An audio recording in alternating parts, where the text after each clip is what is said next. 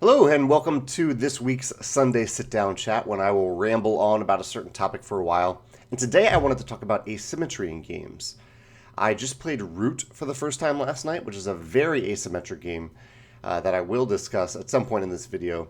But it just got me thinking a lot about asymmetry in games. And this is a subject I love. You can look at any of my designs. There's some form of asymmetry between each player in all of my games.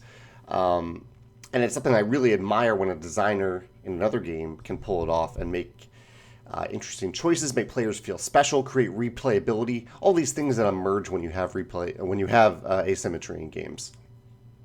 Now there are tons of games that have different like little player powers, like maybe like Pandemic as an example. In Pandemic, every player has a little player power that does make a difference, and that's definitely asymmetrical. There are so many examples of that type of asymmetry that I'm not going to go into in this video. I'm going to talk about more like the next level of asymmetry, moving all the way up to games like Root and Vast, when each player is doing vastly different things compared to the other players at the table. So I'll delve in. This is kind of a random hodgepodge. I have different categories that I figured out, but these aren't in any particular order. And this is not a top 10 list. These aren't necessarily my favorite asymmetrical games. They're just games that I think do asymmetry in interesting ways. So let's see. I'll start with my own since it's out there. So I'll start with Scythe as an example. So Scythe has a few different types of asymmetry in it. And one of my design goals in Scythe was to offer players asymmetry, but not force them down a specific path. So Scythe fits into the realm of asymmetry for the most part of breaking a rule of the game. All of the factions have their own specific power that they have from the beginning of the game. You don't have to unlock it. All players just have it. And most of them break rules of the game. As I moved forward with expansions, I added a little bit more types of asymmetry to these powers. But for example, one of the rules of the game is that you have to choose a different section of your player mat whenever you take your turn. Roosviet, the red faction, doesn't have to do that. They can choose the same section of the player mat on sequential turns if they want to. Polania, one of the rules of the game is you can only choose one option on encounter cards. Polania can choose two. So there are these abilities that kind of break the rules of the game a little bit. But Scythe also has the type of asymmetry that you unlock during the game, which is in the realm of engine building. A lot of engine buildings do this, where you can unlock an ongoing power that you gain for the rest of the game. Inside, the only difference here is that those options, specifically for your mechs and your characters, the mech abilities apply to your mech and your characters, they are specific for each faction, and you choose the order in which you want to unlock them, or if you unlock any of them. So that's more kind of built-in asymmetry, but it gives players a choice as to whether or not they want to pursue that asymmetry or which part of it they want to pursue. One thing I should mention for Scythe, and just overall asymmetrical game design, is that when I design a game with asymmetry, and this definitely happened with Scythe, I did not design the faction powers early on. I tried to get the game itself to be fun and functional before I added those faction powers. In fact, it went through the entire first wave of blind playtesting without having any faction powers. There were mech abilities, but they were not faction-specific powers because I wanted to make sure the game worked before I pushed in those powers. I'm guessing other designers do this different ways. Maybe you start with the asymmetry, but for me, getting the core functionality right and getting those rules right is really important, because you can only add in abilities that break the rules if you already know what the rules are and that you know those rules work.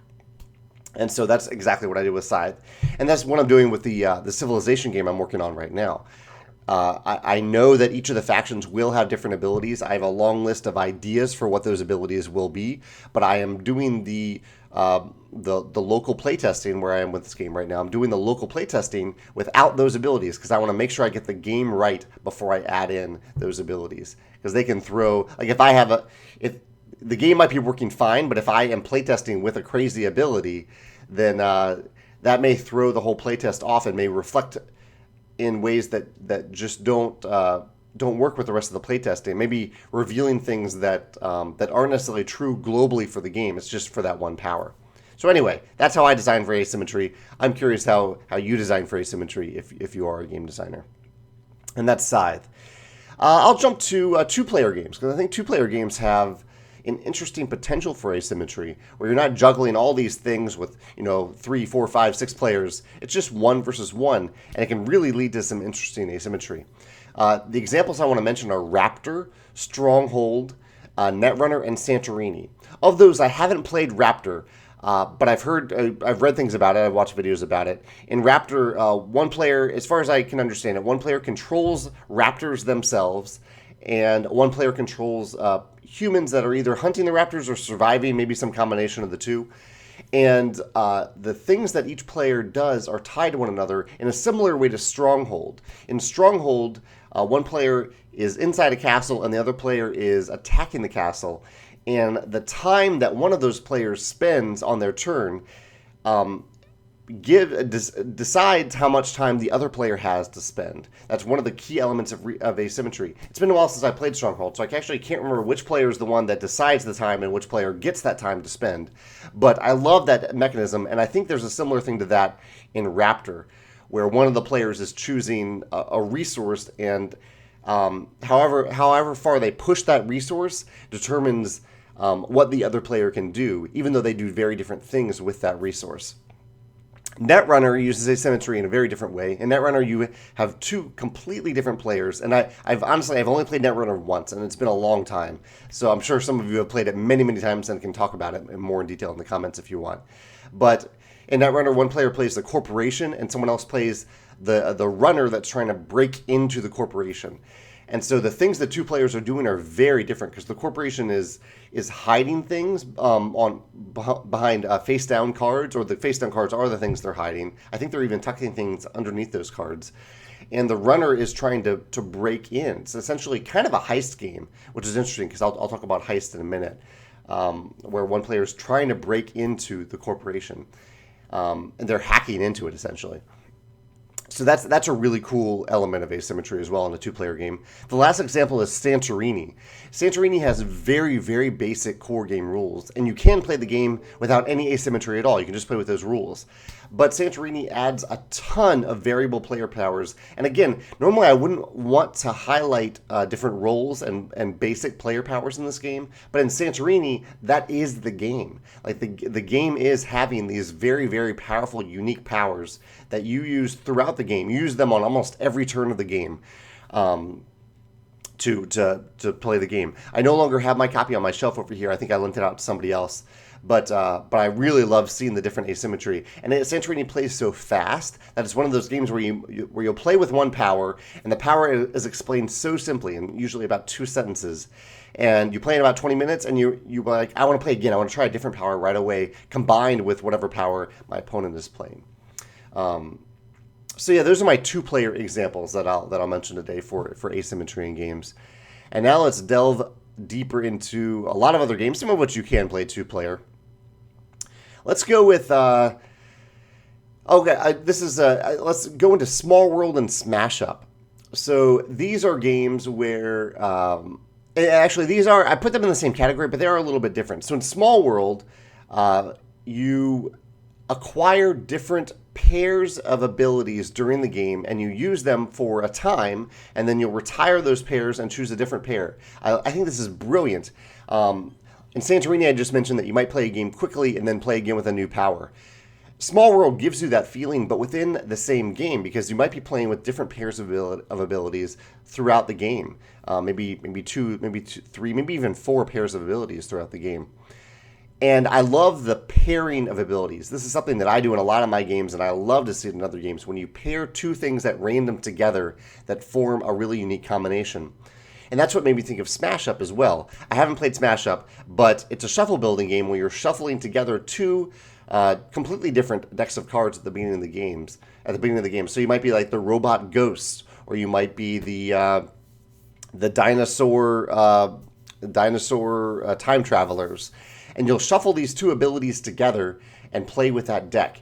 I really like this idea of combining two completely different things to create asymmetry, because it exponentially increases the amount of asymmetry the game offers to players, kind of making them feel special by this random combination that they used in certain effective ways. They're not really discovering it; they're just using it in ways that are unique to them. That kind of segues well into the next category, which is the unique deck category, where you have a unique deck of cards that is special to you, only you have that deck, and even though you're following the same rules as the other players, that deck gives you abilities that only you have as you acquire cards in the deck. And the 3 examples of this are Sentinels of the Multiverse, Imperial Settlers, and Gloomhaven. All 3 do this in somewhat similar ways. In Sentinels, you pick a superhero. That superhero has a deck that is completely unique to them, and you play the game with that deck. Imperial Settlers is very similar, even though I think there is one shared deck of cards in Imperial Settlers. You definitely have your own faction that is completely unique to you, and you use the deck of cards for that. Gloomhaven, something similar. You have, it's not quite a deck, it's a big hand of cards that you have that you can use that have very different abilities, but also on those cards are basic core abilities that are the same on every card. So for all 3 of these, I think it's a lot of fun. It's a difficult design challenge to design entire decks for each player, decks of cards. But if you can pull it off like these 3 games have, it can add very different flavor from game to game. Especially if you're switching out decks from game to game. In Gloomhaven, you're kind of mastering a deck, whereas in Imperial Settlers and Sentinels, you're often changing the faction that you're playing or the character that you're playing from game to game. Okay, what category should I do next? I'm going to end with the root category, because that one might be the longest one to talk about. Okay, here's a quick category, Twilight Imperium and Rex, which also happen to exist within the same universe. Both of these, I've only played each of them once, but in Rex, each player had a very unique power that was usually a combat-related power. That was, and also actually combat related and unique to their end game condition. This is a neat category actually that I just realized that I'm talking about, which is giving players unique win conditions. I think this can sometimes be a lot to keep track of. If you're playing like a big game, a 5 or 6 player game, which Rex I think does go up to 6 players, and everyone has their own win condition, it can be a lot for other players to keep track of. And I'll actually address this in a game that I'll talk about later. I think this became an issue in another game. But I think it is ambitious and really cool if your win condition is very different than other players. I think actually, I didn't have this on my list, but Villainous is the game that just came out. And it's related to like Disney villains. And in Villainous, each player does have a very different win condition. So yeah, I'll talk about a little bit more about that in a minute. Let's go into, so I have 2 Euro games that have very different asymmetrical powers. Marco Polo and Terra Mystica. And both of these, I think these games wouldn't be nearly as popular as they are were it not for the asymmetrical powers that are in the game. Terra Mystica is all about those asymmetrical powers. You have your big faction player map that you unlock, and many things on that map are different. You're unlocking new abilities. The costs are different. Sometimes the benefits are different, like the income benefits. And it adds just a ton of flavor to the game. I loved playing Terra Mystica with different factions.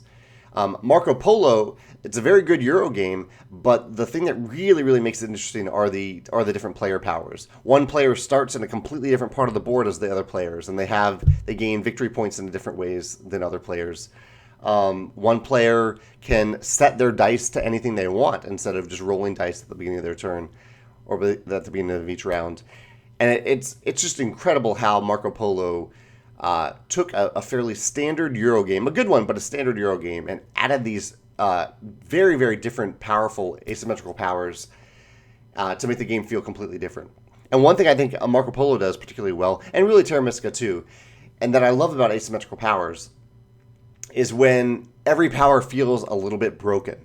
And so when I'm playing something, I'm a little jealous of what the other players have, and yet I still feel very powerful in terms of what I'm doing in the game. I think that's a lot of fun when you feel both jealous and powerful at the same time based on what other players can do that you can't do and the things that you can do that they can't do. One thing, I think I forgot to write this down on my list, but I should mention Spirit Island as well, which is a fairly Euro-ish cooperative game where players have very different powers as well. You feel very powerful and you feel jealous of other players. So I think it fits well within the Terra Mystica Marco Polo category. Space Cadets kind of fits into a category of its own. I haven't played Space Cadets, but my understanding of it, and I haven't even looked into it for a while, but I threw it on this list because I think it is very different. It's a cooperative game, and there is a dice duel team version of the game where every player does something completely different compared to the other players. So I believe there's one player who's like playing a dexterity game where they're flicking a disc and trying to get it to land onto certain spots. And other players are doing things that are completely different, that aren't dexterity at all. Every player has their own ability like this.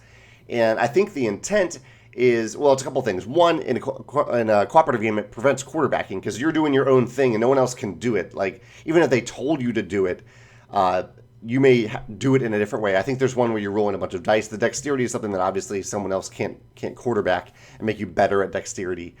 But I think it's also meant to simulate all the different roles in the spaceship, where you're doing these very different things if you're controlling the spaceship. The captain is doing something very different than the person who is in charge of weapons, or who is in charge of like the medical team, or in charge of shields. All these different abilities are exemplified in the game through these different hubs that you're controlling. I think the downside with a game like Space Cadets is the teaching. And I'll talk about this a little bit. Well, I'll talk about it now, but it ties into Vast and Root, some of the games that I'll end with in a moment. But teaching can be a huge challenge in one of these games. And I think Space Cadets tries to get over that by giving each player fairly basic mini games to play. But it can still, if you're starting out with like a 7-player game and there's only one person who knows the rules to all 7 of those modules or those mini games, it can be a lot to teach. They can't do it all at once. So yeah, that's Space Cadets. And I think we are at the last category now. Yeah, so let's jump into... I have a few other topics to discuss, but I'll jump into the last category, which is Vast and Root. And I've only played each of these once so far. I played Vast a couple years ago, and I played Root yesterday. And I can say, I know their Letter Games is going to get this a lot, but I really enjoyed Root a lot more than Vast for a few different reasons. As much as I loved Vast Ambition, Root did something or a few things that I think really, really helped elevate it. So if you're not aware of what these games are, they are the pinnacle of asymmetry, in that each player is doing completely different things. It's not just a different starting position. It's not just a different power. Like, the things that you were doing in the game and your win condition are completely different than the other players, particularly in Vast. And I think this is what made Vast a big challenge. It was a challenge to teach. It was a challenge to learn. And it's a challenge to play, too, because you, as focused as you are on your win condition, other players have completely different win conditions that they are accomplishing in completely different ways. So it's really tough to understand the dynamics between those different players and what all the different players are doing. So Vast was a bit of a challenge. And one of the things I mentioned in my video about Vast is that whoever I was playing, I think I was playing the Knight, I did something wrong while I was playing the game that really impacted my experience and impacted other players too. But because the rules were so detailed for the Knight as compared to all the things the other players were trying to keep track of, there was no person that could say, hey, Jamey, you're playing that wrong.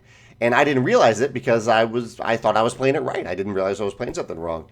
And so I think this is a big challenge in these asymmetrical games, that you can't, you don't have these checks and balances that you have in games where there's less asymmetry or no asymmetry, and you can kind of help other players keep track of what they're doing because you're doing such extreme things.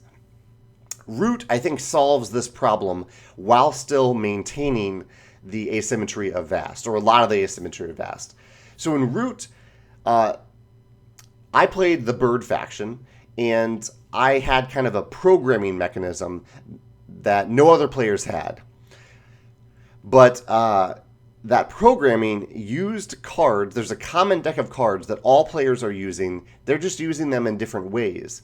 And so this is one thing that Root does really, really well. It takes common elements like this deck of cards or victory points or a few kind of common actions, and it makes them common, but it gives players different ways of using them. I can't quite describe what this... It's hard to describe like the impact the deck had on the game. I'm just impressed by how they use this deck, this common deck, for very different player powers. But the endgame condition is to reach 30 victory points, and I really, really liked that they chose a common endgame condition. the ways you get victory points are very different. But I liked that I was, at any given time, I was able to look at this track, this victory point track, and see how other players were doing, and knowing that that our end condition was the same. We had to get 30 victory points. That, taking out that variable from asymmetry, I think really, really helped the game. And prevented many of the issues that I think Vast presented, because it gave me an easy status update at any point in the game of what other players were doing and how well they were doing. And so it allowed the asymmetry, the other asymmetry, to really flourish in terms of like how you get those victory points, the different types of actions you take on your turn, your starting position on the board. One player was the Cats. I wanted to be the Cats, but I wasn't the Cats. And the Cats started out spread across the entire board. They're kind of like the kings of the forest. And so they're all over the board at the very beginning of the game. And then their actions, actually, I don't even know what that player was doing. This is one of the neat things about Root. Like, I don't understand completely what the other players were doing in the game. I know little bits here and there, and the game gives you some cards to understand the dynamics, but you don't need to understand everything that they're doing on their turn. And so the Cats were out there. I was the birds. I started with a bunch of them on the board, but all in one place. And the birds are very powerful, and they can build up to a very powerful moment in the game, but I have something called a decree in that all these cards that I'm programming, I have to actually use all of them every turn, or I lose almost all of them. I'm wiped out back to 0, and I lose some points. And so I built up to a very powerful moment in the game, and I was planning on executing several more very powerful turns. But another player realized this and did something that prevented me from running my engine, which made me start back from scratch, which was a little bit discouraging, but it felt like the right check and balance for the game. The game ended, because of that, I was pushed way back in the game, but the game remarkably ended with one player at 30, and I believe the other two players at 29 or 29 and 28. It was extremely close at the end of the game, despite these vastly different powers. One other really, really cool thing that Root did is that it implemented a really, really helpful tutorial. And this is something that I think Vast was lacking. Maybe it's in an expansion for Vast. But in Root, the first 2 turns you take in the game, if you're using the tutorial, are prescribed to you. The game tells you exactly what to do in those 2 turns. And you kind of learn what the flow of your turn looks like. And you can watch what other players are doing on their turns without having to really think about anything. You're not strategizing at this point in the game because the tutorial is telling you exactly what to do. And so it's this double-sided page that says, hey, you're just going to do this on your turn. Do this, do this, do this. This is what this means. Pass the turn. The setup is set in a certain way to enable that tutorial. And each player also has a little card that says, hey, these are your dynamics with the other players. And there's a little setup card, too. It really made the game, it made us get into the game much easier than if we were trying to make strategic choices in those first 2 turns of the game. What else can I say about Root? Because it was really a very, very good experience with an asymmetric game. It made me want to play my own faction again, the bird faction, so I can try to master them or do better. But it also made me very curious to try these other factions that were doing completely different things. Like the Vagabond was, and all the factions are interacting with each other in unique ways. Like the Vagabond is trying to get tools and also get quests. And the Vagabond has different relationships with other players that are kept track of on this little track. So the tutorial made sure that the Vagabond had a very bad relationship with my faction, and it gave the Vagabond certain numbers of points when they attacked me. But we could also increase that relationship by, if I craft, all players have the ability to craft these items that are on these cards, but they mean different things. So if I crafting for me isn't worth all that much, but if I craft, the Vagabond can take the items from me that I crafted. It's not like stealing, it's not hurting me, but they're taking these items and they get to use them for different things. And if they choose to take those items from me, then our relationship improves and they treat me better and they're less likely to attack me.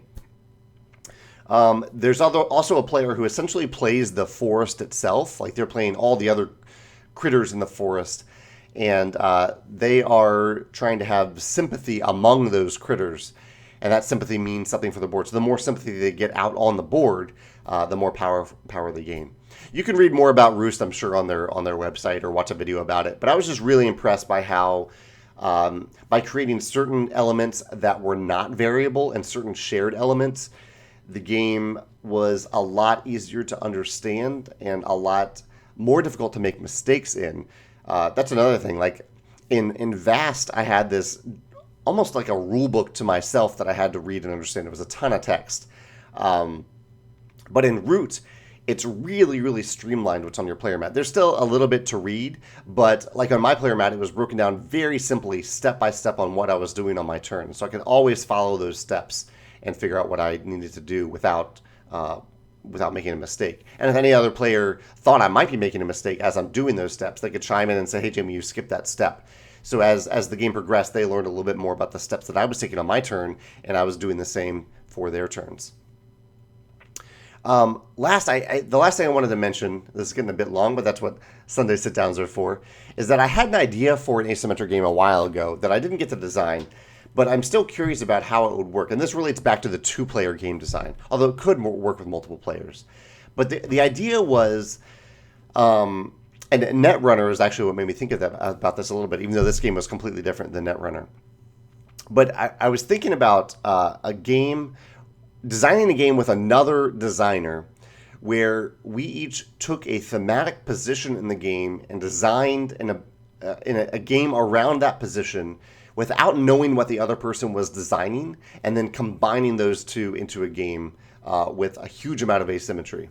Oh, there's Biddy coming out back there. So the example that I was brainstorming was a heist game. This is what made me think of Netrunner, but it is a very different heist game where I'm controlling a building, a specific building, and another player is controlling the person who's trying to break into that building to steal stuff.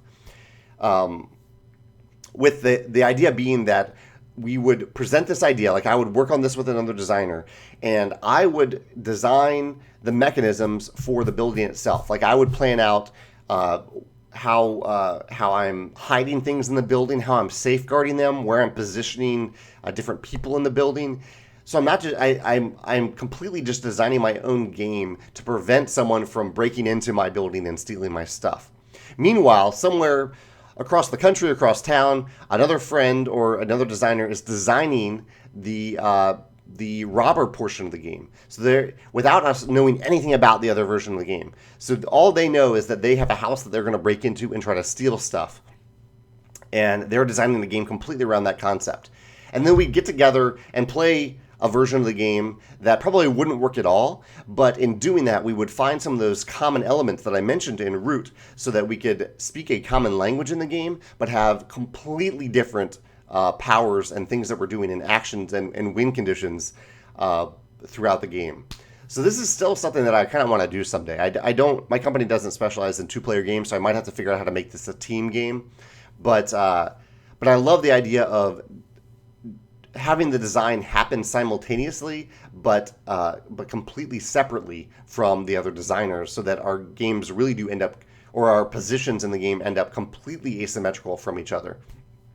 So I don't know if that sparks any curiosity from other designers out there. Let me know if you've ever done anything like that, or if you might ever be curious in doing something like that with me, because it's something that I'm interested in doing someday. But I need someone who's really enthusiastic about making a game. Probably a heist game, but I guess that doesn't necessarily need to be the theme. But something like that someday. Yeah, I had probably heist themed. Maybe ninjas breaking into a building that I am protecting, like a castle in old Kyoto where I studied abroad. Anyway, we'll talk about that later. But I love the idea of asymmetrical design that happens separately from each other, so that the designs are so separate. I talked about a lot of... I forgot to mention Cry Havoc. I meant to mention Cry Havoc, which reminded me a little bit of Root, even though the asymmetry in Cry Havoc isn't nearly as extreme in terms of what I'm doing on my turn. The factions do have very different powers compared to each other. The thing that reminded me the most about it is that in Root, the cats start out all across the forest. There are a ton of cats in the forest. And in the game of Cry Havoc I played... I was like the Trogs, I think, and I started out with a ton of stuff on the board. That was all over the board from the beginning of the game, and that was very satisfying to have such a powerful starting position at the start of the game. So that I wanted to mention that as well. But if you have any asymmetric games that I mentioned today that you want to talk about more in detail, or an asymmetric game that you really love that you want to talk about, I'd love to hear about it in the comments. This is a topic that obviously I really, really love. I'm very curious about, and I want to continue to explore it in my designs. Thank you so much, and I look forward to hearing your thoughts in the comments. Take care. Have a good Sunday.